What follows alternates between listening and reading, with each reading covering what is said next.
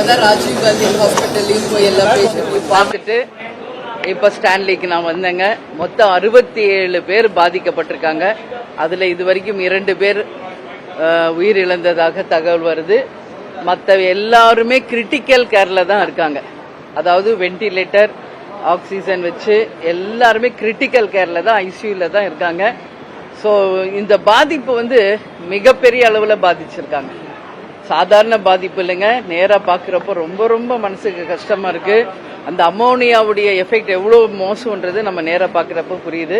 அந்த ஆலை ஏற்கனவே மூடப்பட வேண்டும் என்று ஒவ்வொரு ஜமாத்லையும் நம்மளுடைய கிராம சபை கூட்டத்தில் தேர்வு பண்ணியிருக்கோம். ஏன்னா ரொம்ப பழைய ஃபேக்டரிங்க, மெயின்டெனன்ஸ் இல்லை. அதனால ஆவடி சங்கர், அதே மாதிரி அண்ணன் கிருஷ்ணமூர்த்தி எல்லாரும் ஜமாத்ல இந்த கிராம சபை கூட்டத்தில் அந்த ஆலைகளை ஒன்னு சிட்டிக்கு அவுட்டர் கொண்டு போங்க, இல்லைன்னா க்ளோஸ் பண்ணணும்னு பல முறை சொல்லியிருக்காங்க. இது முதல் விபத்து இல்லையா, இது 2வது வாட்டி 3வது வாட்டி நடந்திருக்குங்க அதே ஆலையில. அது மட்டும் கிடையாது, எல்லாமே பழுது போன அந்த பைப்ஸ் அதெல்லாமே கொஞ்சம் பழசானதுனால தான் லீக்கேஜ் இந்த அளவு ஆயிருக்கு. இந்த பொண்ணுங்க எல்லாமே ஒரே ரூம்ல இருந்திருக்காங்க ரெஸ்ட்ல.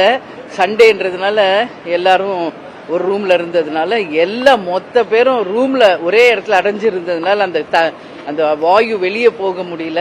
ஸோ எல்லாருமே அஃபெக்ட் ஆயிருக்காங்க. அது சுவாசிச்ச எல்லாருக்குமே லங்ஸ் போச்சுங்க, ஐ விஷன் போயிருக்கு, ஹார்ட் டேமேஜ் ஆயிருக்கு, கிட்னி டேமேஜ் ஆயிருக்குங்க, மல்டிபிள் ஆர்கனுடைய பிரச்சனை அவங்களுக்கு ஸ்டார்ட் ஆயிருக்குங்க. ரத்தம் உறைய மாட்டேங்குதுன்றத சொல்றாங்க. ரொம்ப ரொம்ப கிரிட்டிக்கலா தான் இருக்காங்க எல்லாருமே. ரொம்ப யங் ஏஜ் பசங்க எல்லாமே 20லேருந்து 25 வயசு பொம்பளை பிள்ளைங்க, எல்லாருமே பொம்பளை பிள்ளைங்க. அதனால இந்த ஏஜ்னால இவ்வளவு நேரம் அவங்க சர்வைவ் ஆகிட்டு இருக்காங்க. 48 மணி நேரம் ஆகணும், அப்பதான் எது ஒன்றும் சொல்ல முடியும் டாக்டர் சொல்லிட்டாங்க. இப்போ நம்ம பார்த்தோம்னா இந்த எல்லா ஏரியாவும் வட சென்னை முழுக்க நம்ம பார்த்தா இந்த மாதிரி ஃபேக்டரிஸ், அமோனியா இந்த மாதிரி கெமிக்கல் இண்டஸ்ட்ரீஸ் அதிகமாக இருக்கு. நான் அரசு கிட்ட கேட்டுக்கிறது என்னன்னா, இந்த மாதிரி ஒரு பாதிப்பு அப்ப அதை பத்தி பேசுறோம், அப்புறம் 2 நாள் ஆனா அதை மறந்துடுறோம். அப்படி இருக்கக்கூடாது. நிச்சயமாக எங்கெல்லாம் இண்டஸ்ட்ரீஸ் இருக்கு, எங்கெல்லாம் இந்த மாதிரி கெமிக்கல்னால பாதிப்புகள் வருது, அதெல்லாம் நீங்க செக் பண்ணணும். எதெல்லாம் ஓல்டு ஃபேக்டரிஸோ அதெல்லாம் ஆய்வு செய்து அப்பப்ப அதை செக் பண்ணாதான் இந்த மாதிரி விபத்துகள் வராம நம்ம தடுக்க முடியும். அவங்க எல்லாம் வட மாநிலத்தில இருந்து வந்திருக்காங்க, பீகார், ஒரிசா, இந்த மாதிரி அவங்க எல்லாம் பிழைப்பை தேடி இங்க வந்திருக்காங்க. அதனாலதான் சண்டேல கூட ஒர்க் பண்ணியிருக்காங்க. சோ பிழைப்பை தேடி வந்த இடத்துல அவங்க வாழ்க்கையை இழந்து போன ஒரு நிலை இன்னைக்கு அந்த பிள்ளைகளுக்கு ஏற்பட்டிருக்கு. ரொம்ப மனசு கஷ்டமா இருக்கு. ஏன்னா வந்தாரை வாழ வைக்கும் தமிழ்நாடு. அதனால தமிழ்நாடை நம்பி வந்தவங்க நிச்சயமாக பிழைத்து நல்லபடியா அவங்க ஊருக்கு போகணும்னு நம்ம எல்லாரும் சேர்ந்து பிரார்த்திப்போம். நான் வீட்டில் உட்காந்து டிவியில பார்த்தேன், உண்மையிலேயே என்னால இருக்க முடியல, நேரா பார்க்கணும், அவங்களுடைய கஷ்டத்துல பங்கேற்கணும் தான் நான் கிளம்பி வந்தேங்க. முதல்வர் அவர்கள் 2 லட்சம் ரூபாய் அறிவிச்சிருக்காரு. ஆனா நிச்சயம் ஏழை குடும்பங்கள் 2 லட்சம் பத்தாது, அட்லீஸ்ட் ஒரு 5 lakhs ஆவது கன்சிடர் பண்ணி எல்லா குடும்பத்துக்கும் 5 லட்சம் ரூபாய் கொடுக்கணும். உயர்ந்த சிகிச்சை தரணும்.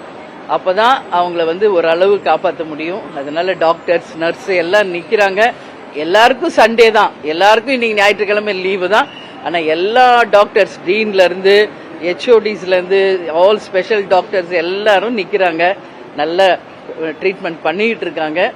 அதனால அவங்க எல்லாரும் சொல்றது 48 hours ஆகணும், அப்பதான் முடியும். ஏன்னா நான் பார்த்தேன், எல்லா உதடு, மூக்கு, கண்ணு, வாய் எல்லா பக்கம் ப்ளீட் ஆயிட்டு இருக்கு.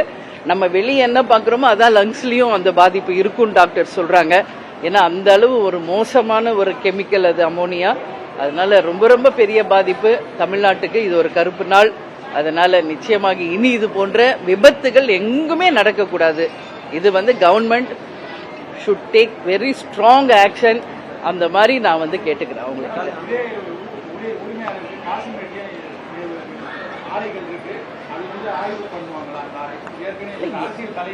இல்லைங்க, இதுல அரசியல் தலையீடுக்கு என்ன இருக்கு சொல்லுங்க? இல்ல அப்படி எல்லாம் காப்பாத்தினா அப்புறம் என்ன இருக்கு ஜனநாயகத்துல சொல்லுங்க? தப்பு பண்ணா யாரா இருந்தாலும் அந்த தண்டனைக்குரியவங்க தான். இவ்வளவு வருஷம் அவர் ஃபேக்டரி ரன் பண்ணாரு, அன்னைக்கெல்லாம் யாராவது போய் கேட்டாங்களா? இவ்வளவு பெரிய விபத்து ஆயிருக்கு. இன்னைக்கு இத்தனை உயிர்களுக்கு அவங்க தான் பதில் சொல்லி ஆகணும். இது ஒண்ணு சாதாரண விபத்து இல்ல. 67 பேர் இன்னைக்கு உயிர் கவலைக்கிடமா இருக்குன்னா அதுக்கு அவங்க தான் முழு பொறுப்பு ஏற்கணும். இன்னைக்கு கவர்மெண்ட் 2 lakhs 5 lakhs கொடுத்தா கூட ஃபேக்டரியை சம்பந்தப்பட்டவங்க கண்டிப்பாக ஒரு 10 லட்சம் ரூபாயாவது அவங்க கிட்ட பணியாற்றி இந்த பசங்களுக்கு கொடுக்கணும்னு சொல்லி நான் கேட்டுக்கிறேன். அவங்க எங்கெல்லாம் ஃபேக்டரி வச்சிருந்தாலும் சரி, தப்பு நடந்தா கண்டிப்பாக தண்டனைக்குரியவர்கள் தான். கேப்டன் எப்பயும் சொல்றது மாதிரி உப்பு தின்னா தண்ணி குடிச்சுதான் ஆகணும். யாராவது இல்ல, விதிவிலக்கெல்லாம் கிடையாது. இதுல அரசியல் தலையீடோ இல்ல எதுவுமே இதுல இருக்காதுங்க. நிச்சயம் இருக்கக்கூடாது. அதுதான் நான் நினைக்கிறேன். நிச்சயம் அவங்களுக்கு நல்லது நடக்கணும்னு நான் கேட்கிறேன்.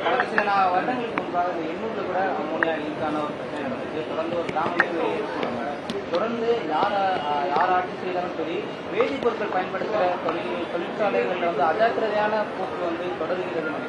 ஆமா, எண்ணூர்ல இதே மாதிரி நடந்தது. நானும் நேரடியா போய் அப்பயும் ஆய்வு செஞ்சேன். இது வந்து தொடர்கதையா தான் இருக்கு. அதுதான் இப்ப நான் சொன்னேன். எண்ணூர் மற்றும் அந்த ஏரியா ஃபுல்லாமே, நார்த் சென்னை ஃபுல்லாவே இன்னைக்கு கெமிக்கல் இண்டஸ்ட்ரீஸ் அதிகமா இருக்கு. அதனாலதான் சொல்றேன், இது ஒரு சிஸ்டமேட்டிக் பண்ணி அதன் மூலமாக அதிகாரிகளை நியமித்து நிச்சயம் இது வந்து விபத்துகள் நடக்காதவனும் இந்த அரசு வந்து உரிய நடவடிக்கை எடுக்க வேண்டும். ஏன்னா கண்கெட்ட பிறகு சூரிய நமஸ்காரம் வேஸ்ட். முன்கூட்டியே நீங்க ஸ்டெப் எடுத்து இதெல்லாம் ஆய்வு பண்ணி எல்லாமே நீங்க சரியா செய்யணும் அப்படின்னு முதலமைச்சருக்கு நான் வேண்டுதல் வைக்கிறேன்.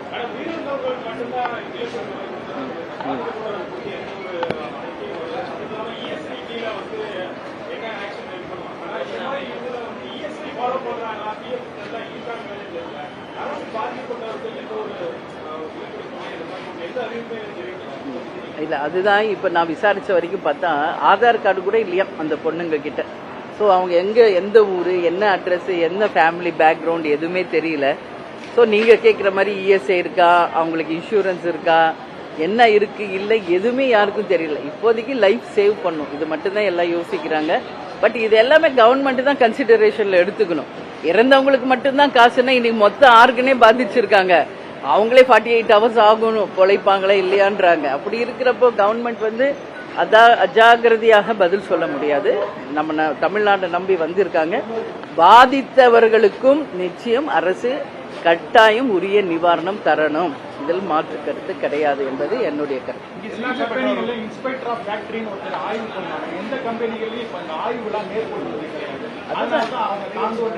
இல்ல அந்த இன்ஸ்பெக்ஷன் கண்டிப்பாக இருக்கணும், கண்டிப்பா இருக்கணும். இப்ப ஸ்கூல் ஓபன் பண்றாங்கன்னா அப்பதான் போய் பஸ் ஆய்வு பண்றாங்க. குழி இருக்குதா பள்ளம் இருக்குதான்னு அப்ப அது முடிஞ்ச உடனே விட்டுரும். ஒவ்வொரு விபத்து நடக்கிறப்பதான் அதை போய் ஆய்வு பண்றேன். இப்ப சிவகாசி பக்கம் பார்த்தா பட்டாசு ஆலை விபத்து டெய்லி நடக்குது. அந்த டைமுக்கு போய் ஒரு அதிகாரிகள் பாக்குறாங்க, அப்புறம் அதை விட்டுறாங்க. ஆனா விபத்துகள் தொடர்ந்து நடந்துகிட்டு தான் இருக்கு. சோ இதுதான் நான் சொல்றேன், கட்டாயம் ரொம்ப ரொம்ப நேர்மையான ஸ்ட்ராங்கான அதிகாரிகளை போட்டு கண்டிப்பாக ஆய்வு நடத்தணும். இனி இது போன்ற விபத்துகள் எங்கும் வரக்கூடாது. ஏன்னா எல்லாம் யங் கேர்ள்ஸ், இன்னும் அவங்க வாழ வேண்டிய வயசு நிறைய இருக்கு. அதனால உண்மையிலேயே இது ரொம்ப ரொம்ப மனசுக்கு வேதனையான ஒரு விஷயம். ஸோ நம்ம எல்லாரும் சேர்ந்து அவங்க நல்லபடியாக ஆகணும்னு பிரார்த்திக்கணும்னு நினைக்கிறேன்.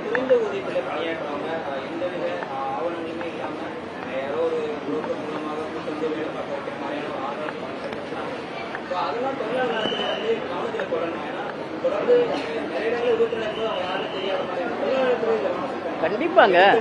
இப்போ ஒரு கவர்மெண்ட் வந்து இன்னைக்கு தமிழ்நாட்டுக்குள்ள அவங்க வந்துட்டாலே இது தமிழ்நாடு அரசு எல்லா விஷயத்தையுமே ஆய்வு செய்யும். இதுல மாற்று கருத்து இல்லை.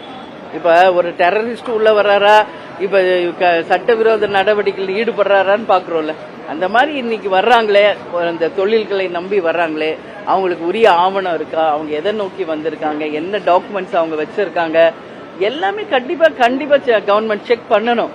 அவங்க எவ்வளவு சம்பளத்துக்கு வந்திருக்காங்க, அவங்க பேக்ரவுண்ட் என்ன, எல்லாமே வந்து போலீஸ் ஸ்டேஷன்ல அது ரெஜிஸ்டர் பண்ணி கவர்மெண்ட்டும் அது ஒரு ரெக்கார்டு வச்சு அதை கண்டிப்பா ஃபாலோ பண்ணணும். அது இப்பதான் இந்த மேல இந்த மாதிரி விபத்துகளுக்கும் சரி, அப்படியே ஏதாவது ஒன்று நடந்தாலும் அந்த ஃபேமிலிஸுக்கும் நாம வந்து உதவ முடியும். So government should take action அப்படின்னு நான் கேட்டுக்கிறேன். நன்றி.